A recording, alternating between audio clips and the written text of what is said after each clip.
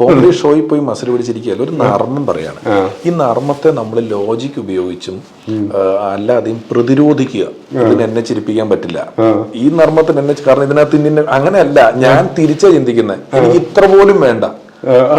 തൊട്ടക്കണതിന് മുമ്പ് ഞാൻ ചിരിക്കാൻ അങ്ങ് റെഡിയാവും. എന്തായാലും കിട്ടുമോ എന്ന് ഓർത്തിട്ട് അതിന്ന് ചിരിക്കാൻ ഞാൻ അങ്ങ് റെഡിയാവും. ഞാൻ അതിൽ ചിരിക്കും.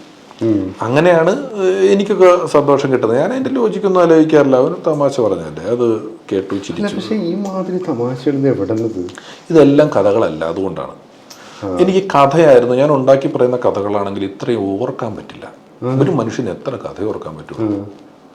ഒരു പരിധിയില്ലേ. ഇത് എല്ലാം ഏകദേശമൊക്കെ നടക്കുന്ന കാര്യങ്ങളാണ്. പിന്നെ എന്താന്ന് വെച്ച് കഴിഞ്ഞാൽ, ഇപ്പൊ കഴിഞ്ഞു പോയത് ഒരു കഥയാണെന്ന ബോധ്യം പലർക്കും കിട്ടുന്നില്ല. എനിക്കിത് കറക്റ്റ്, ഇത് ഇപ്പൊ കഴിഞ്ഞതൊരു കഥയാണ്.